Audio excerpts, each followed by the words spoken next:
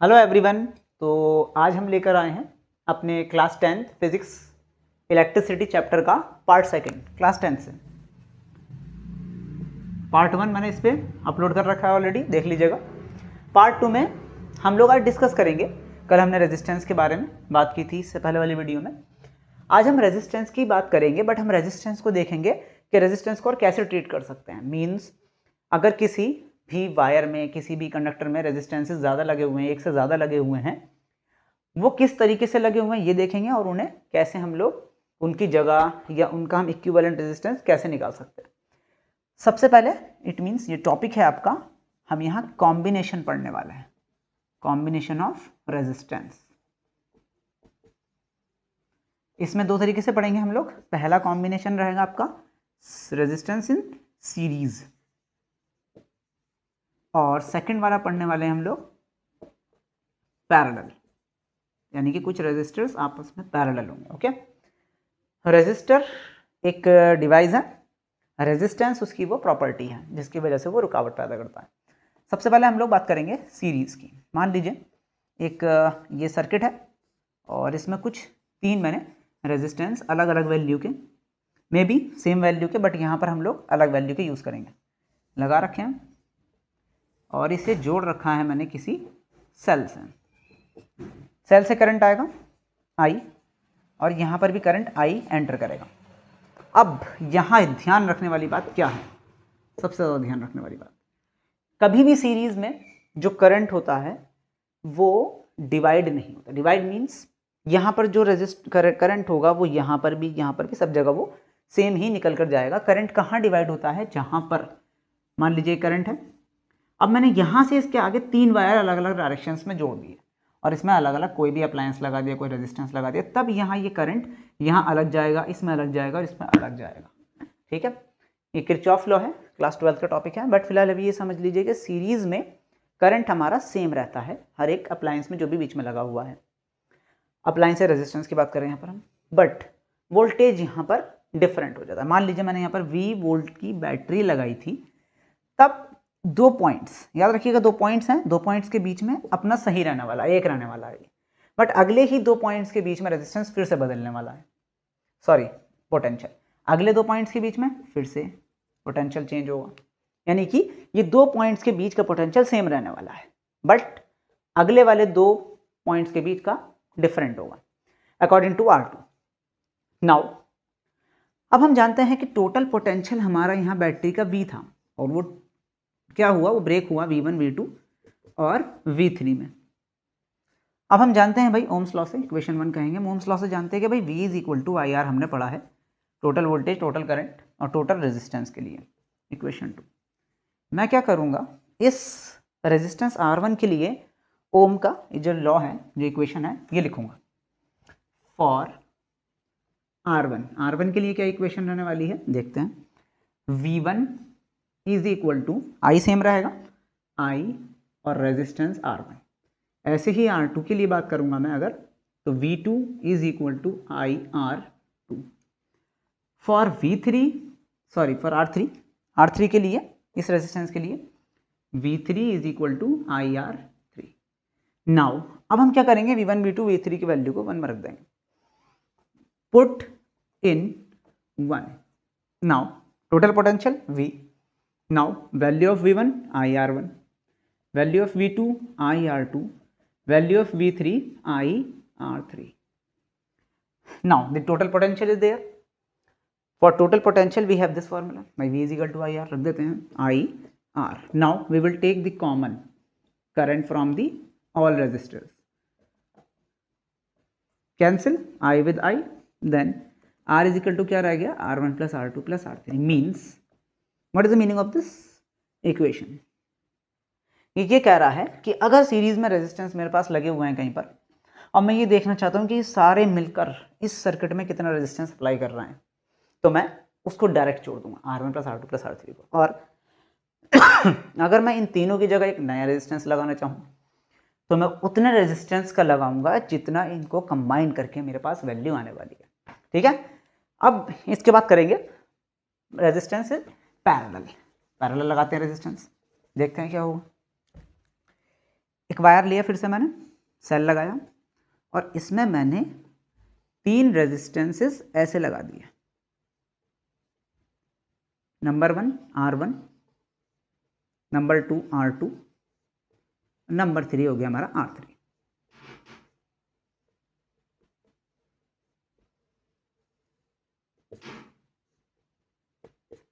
यहां पर potential V ही रहने वाला है। करंट यहां पर हमारी ब्रेक होगी क्योंकि करंट 3 अलग अलग वायर्स में जा रही है। तो ये अगर R1 रेजिस्टेंस है तो इसमें करंट हमारी I1, ये रेजिस्टेंस अगर R2 है तो करंट हमारी इसके अकॉर्डिंग I2, और ये रेजिस्टेंस हमारा अगर R3 है तो करंट इसके according I3। But electric potential same होगा क्योंकि सभी कुछ 2 ही एंड्स के बीच में हो रहा है। सभी 2 एंड्स के बीच में मैंने जो भी लगाया है उससे कोई मतलब नहीं, बट हमारा एंड्स जो हैं वो 2 ही हैं, तो पोटेंशियल इज सेम हियर। अब जो ब्रेक होता है हम उसको लिखते हैं, क्या ब्रेक हुआ हमारा? करंट ब्रेक हुआ है I1 plus I2 plus I3 में। Now this is equation 1। अब मैं ओम लॉ को लिखूंगा I की टर्म्स में, क्या होगा? I is equal to V upon R, equation 2। अब मैं क्या करूंगा, हर एक रेजिस्टर के लिए ये इक्वेशन लिखूंगा। देखते हैं क्या होने वाला है। अगर रेजिस्टेंस R1 के लिए मैं इस इक्वेशन को लिखना चाहूं तो क्या हो जाएगा मेरा? I1, क्योंकि करंट अलग है, but V is same, V और R1 upon R1। Now R2 के लिए similarly V upon R2, R3 के लिए सिमिलरली V अपॉन R3। सब कुछ इक्वेशन 1 में रख देंगे। I1, I2, I3 की वैल्यू इक्वेशन 1 में रख देंगे। Total current I is equal to V upon R1 plus V upon R2 plus V upon R3। Now V is common from here. I total current के लिए मेरे पास Ohm's law से इसका formula रखेंगे यहाँ से V upon R। Now V is common, so 1 upon R1, 1 upon R2 plus 1 upon R3। Cancel out 1 upon R। What is R? R equivalent. मैं कह रहा हूँ कि ये इक्विवेलेंट है जो इन सबका मिलाकर मेरे पास आ रहा है, यानी कि इक्विवेलेंट, लगभग। इक्विवेलेंट मीन्स लगभग बराबर भाई। Equivalent 1 upon R1 plus 1 upon R2 plus 1 upon R3। ये मेरा फॉर्मूला यूज होगा जब मेरे पास रेजिस्टेंस जो होंगे वो पैरेलल में होंगे। ओके, यानी कि अगर मैं निकालना चाहता हूँ कि इस सर्किट में ये कुल मिलाकर तीनों कैसा कितना रेजिस्टेंस लगा रहे हैं तो मैं ये यूज करूंगा। या मैं चाहता हूं कि मैं इन तीनों को हटा के रेजिस्टेंसेस को मैं एक लगाऊं तो मैं इनको यूज करके जो मेरा वैल्यू आएगी मैं उतनी वैल्यू को यहाँ पर रेजिस्टेंस लगा दूंगा। ठीक है, अब हम देखेंगे इसके बाद इसमें एक सर्किट डायग्राम बहुत फेमस है। मीन्स एक सर्किट में क्या क्या चीज़ें होती हैं, किस तरीके से वर्क करती हैं, ये हमारा कभी कभी पूछ लिया जाता है। देखिए, मान लीजिए कि ये वायर है और यहाँ से कुछ मैंने कॉम्बिनेशन ऑफ सेल लगा रखा है। कॉम्बिनेशन ऑफ सेल, अभी तक मैं 2 लगा रहा था। कॉम्बिनेशन ऑफ सेल होता है बैटरी, इस बार मैंने कॉम्बिनेशन यूज किया। रास्ते में मुझे एक मिला अमीटर। क्यों मिला ये अमीटर? ये चाह रहा है कि भाई जो करंट जा रहा है मैं उसे नापूंगा, देखूंगा कितना जा रहा है। इसके बाद मैंने यहाँ पर एक बल्ब लगाया और एक रेजिस्टेंस भी लगा दिया सर्किट को पूरा करने के लिए कि भाई हमारे पास सर्किट में यही चीज़ें होती हैं। Minus plus, current will flow from positive to negative. जैसे यहाँ करंट फ्लो करेगी अमीटर इसको मेजर कर लेगा। Now the main thing about it is कि पोटेंशियल मीटर जो लगेगा, जो मेरा पोटेंशियल को नापेगा, यानी कि जो इलेक्ट्रिक पोटेंशियल ये जो बैटरी से जा रहा है ये देखेगा, तो वो देखेगा हमारा पैरेलल में। ये क्या है? V क्या है? पोटेंशियोमीटर। करंट हमारा लगेगा मेजर करने का मीटर सीरीज में, क्योंकि इसमें सीरीज में सीधा सीधा करंट मुझे देखना है वायर में कितना जा रहा है। बट इसके अंदर यानी कि इस बल्ब पे कितना वोल्टेज हो रहा है अप्लाई, वो मुझे इसके एंड्स पर लगाना पड़ेगा। इसलिए मुझे जो पोटेंशियोमीटर होता है वो कोई भी प्रैक्टिकल करते हैं, कुछ भी करते हैं, उसमें हम पैरेलल जो होते हैं। एक आइडियल एमीटर की जो रेजिस्टेंस होता है वो 0 होता है। ठीक है, मतलब ये माना जाता है इसमें 0 रेजिस्टेंस है और करंट जितना जा रहा है उतना निकल कर बाहर आ रहा है, क्योंकि उसको मेजर करके उसकी एग्जैक्ट वैल्यू बताता है। ये एक combination of cell. One more thing, एक चीज़ और रह गई यहाँ पर, देख लेते हैं। स्विच और देख लेते हैं, अलग अलग तरीके से स्विच मिलेंगे आपको, बट यहाँ पर मैं स्विच कुछ इस तरीके का बना रहा हूँ।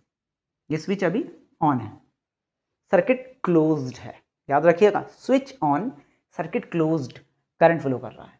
अगर ये स्विच ऑन हो जाए, सॉरी स्विच ऑफ हो जाए, तो circuit is what, circuit is open now, खुला हुआ है। अब क्या करेगा, इसमें करंट फ्लो नहीं करेगा, बट यहाँ पर अभी मुझे दिखाना है कि करंट फ्लो कर रहा है। ये combination of cells, battery, current I, ammeter for measuring current, potentiometer, parallel for measuring potential, resistance, ठीक है, वो तो ऑलरेडी होता ही है हमारा वायर के अंदर। ये हमारा एक सर्किट है, electric circuit, diagram of electric circuit. अब इसके बाद एक बड़ी ही इंपॉर्टेंट छोटी छोटी टर्म्स हैं और एमसीक्यू में पूछी जा सकती हैं, वो देख लेंगे क्या होती हैं। एक होता है ईएमएफ और एक होता है टर्मिनल पोटेंशियल डिफरेंस। ओके, मैं यहाँ पर एक सेल लगा रहा हूँ, एक स्विच लगा रहा हूँ और एक बल्ब लगा रहा हूँ, एक स्विच लगा रहा हूँ और स्विच अभी ऑफ है और सर्किट ओपन है, करंट फ्लो नहीं कर रहा। हम दो चीज़ों के बारे में बात करेंगे यहाँ पर, EMF and terminal potential difference. Terminal potential difference, EMF क्या है, ईएमएफ है इलेक्ट्रोमोटिव फोर्स, बट फोर्स नहीं है, ये भी एक इलेक्ट्रिक पोटेंशियल है, बट कब है, इसकी थोड़ी सी कंडीशंस हैं। अभी ये सर्किट जो है वो खुला हुआ है, मतलब कि स्विच ऑफ है और करंट फ्लो नहीं कर रहा, तब इन दोनों इलेक्ट्रोड्स के बीच की जो इलेक्ट्रिक पोटेंशियल होगा क्या कहलाएगा, ईएमएफ, इलेक्ट्रोमोटिव फोर्स। दोबारा समझ लीजिएगा, जब करंट फ्लो नहीं कर रहा हो बैटरी में, तब दोनों इलेक्ट्रोड्स के बीच का पोटेंशियल कहलाता है ईएमएफ। बट जैसे ही मैंने स्विच ऑन किया, सर्किट क्लोज हुआ, करंट फ्लो हुआ, तब इन दोनों इलेक्ट्रोड्स के बीच का, यानी कि जो दो एंड्स हैं, वायर के एंड्स हैं, इनके बीच का इलेक्ट्रिक पोटेंशियल क्या कहलाता है, terminal potential difference. When current is flowing then terminal potential difference. बड़ी छोटी सी टर्म है, पूछ ली जाती है, इसे भी नोट कर लीजिएगा। Our next topic is heating effect of electric current. Heating effect, हमारे यहाँ 3 इफेक्ट हैं और 3 में से हम लोग अभी 10th में 2 ही पढ़ते हैं। Chemical effect of electric current आपको केमिस्ट्री में देखने के लिए मिलता है। यहाँ पर magnetic effect of electric current जो इसका सेकंड चैप्टर है, और हीटिंग इफेक्ट जो हम इसमें ही पढ़ेंगे। Heating effect of electric current, देखिए ये क्या है, हुआ क्या कि जब करंट फ्लो करता है किसी भी वायर में, तो हमने देखा कि वायर गर्म हो जाता है, हल्का फुल्का, बहुत सारे वायर हल्के फुल्के गर्म होते हैं, कुछ वायर ज़्यादा गर्म हो जाते हैं, कुछ अप्लायंस ज़्यादा गर्म हो जाते हैं, कोई कम गर्म होते हैं। वो क्या होता है, वो करंट का ही हीटिंग इफेक्ट है। कैसे, जब किसी वायर में या किसी कंडक्टर में करंट फ्लो करता है, तो उसमें रेजिस्टेंस, रुकावट का काम करता है, करंट थोड़ा हल्का हो जाता है, रुक जाता है।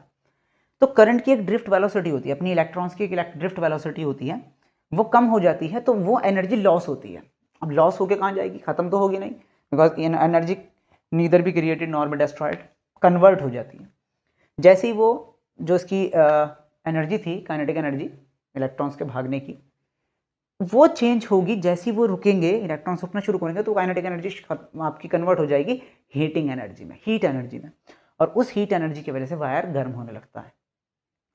अब होगा क्या, यहाँ पर इसका यूज़ कर लिया गया, मीन्स इसकी एप्लीकेशंस बना ली गई, ऐसे वायर यूज़ किए गए। अब शर्त क्या है, हीटिंग इफेक्ट का मैंने अगर कहीं पे यूज़ करना है, मान लीजिए मुझे हीटिंग एलिमेंट बनाना है, वाटर हीटर बनाना है, या मुझे आयरन बनानी है एक, तो उसकी शर्त क्या होगी भाई, एक तो हाई रेजिस्टेंस हो वायर का, जितना हाई रेजिस्टेंस होगा वायर का उतना ज़्यादा करंट रुक कर चलेगी। बट अगर उस मेटल का मेल्टिंग पॉइंट कम हुआ, तार तो जल जाएगा, कोई वहाँ पर हीट प्रोड्यूस ही नहीं होगी, फिर जब सर्किट का टूट जाएगा।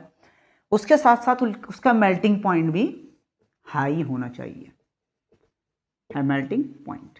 फॉर एग्जांपल हम जानते हैं टंगस्टन वायर के बारे में, पहले जो बल्ब आते थे येलो, उसमें टंगस्टन वायर होता था, उसकी हीटिंग इफेक्ट बहुत ज़्यादा होता था। कैसा होता था कि उसका रेजिस्टेंस भी ज़्यादा होता था, उसका हेड और मेल्टिंग पॉइंट भी बहुत हाई होता था। वो इतना गर्म हो जाया करता था कि रेड हॉट होने के बाद वो चमकने लगता था, जिसकी वजह से रोशनी होती थी।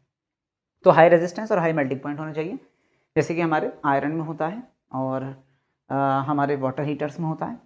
नाइक्रोम वायर का रेजिस्टेंस बहुत ज़्यादा होता है, वो ज़्यादातर यूज़ होता है ऐसी चीज़ों में कि रेजिस्टेंस ज़्यादा जाएगा, सॉरी करंट ज़्यादा जाएगा, रेजिस्टेंस ज़्यादा होगा तो मेल्टिंग पॉइंट भी उसका ज़्यादा होना चाहिए।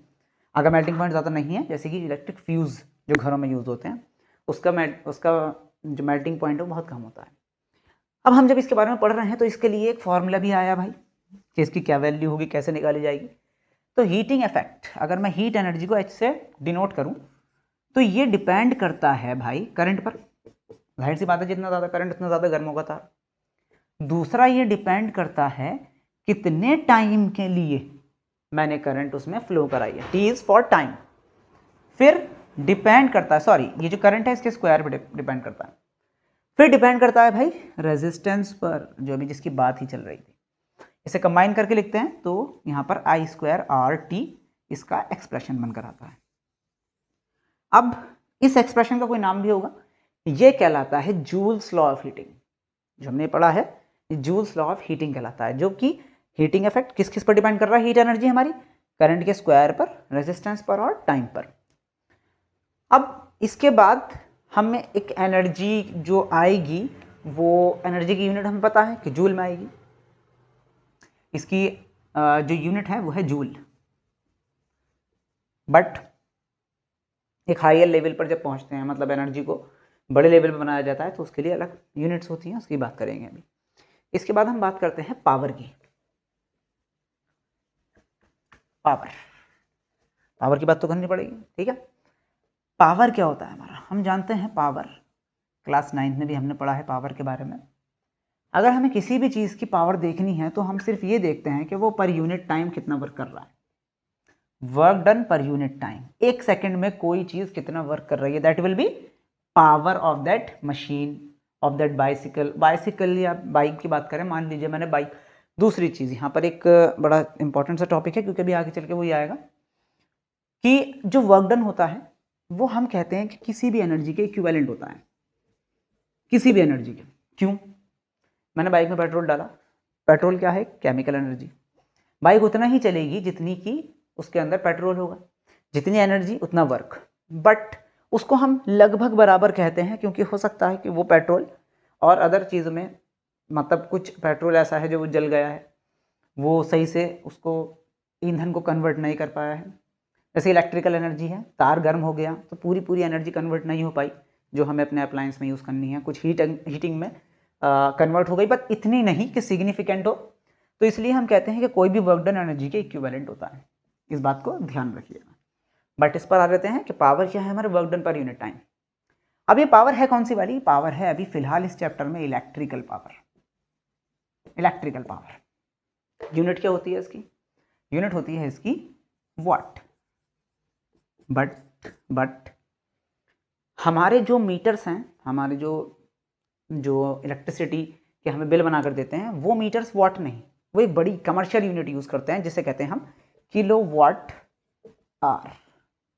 अब ये क्या है भाई, हम तो जानते थे जूल के बारे में, बट ये बड़ी यूनिट है, यानी कि 1 किलोवाट आर में हमारे पास 3.6 इंटू 10 की पावर 6 जूल एनर्जी होती है। कभी भी हम लोग अपना बिल बनाते हैं मीटर वगैरह का, तो वो इसी का ही यूज़ करते हैं, किलोवाट आर का, कितना घंटा यूज़ हुआ, कितने वाट का था, ठीक है। चलिए ये हो गया है आपका। अब पावर के कुछ ऐसे एक्सप्रेशन हैं जिन पर लगातार न्यूमेरिकल्स आते हैं, डायरेक्ट फॉर्मूला हैं उनके।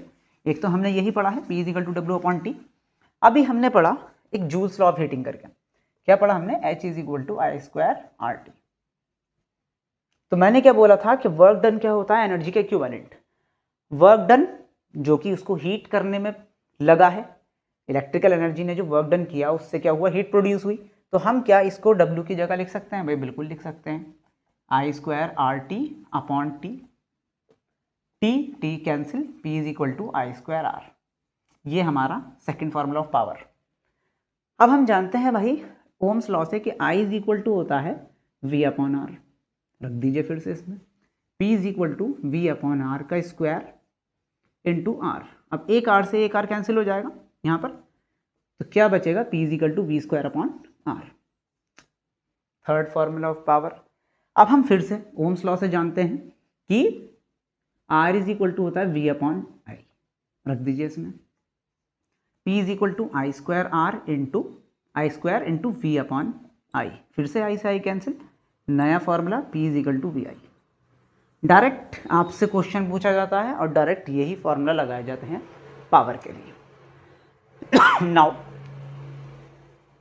इसके कुछ न्यूमेरिकल्स हैं और आपके इसके फर्स्ट पार्ट में हमने इसके रेजिस्टेंस के बारे में, ओम्स लॉ के बारे में और ये सब चीज़ें हमने बताई हैं, वो देख लीजिएगा।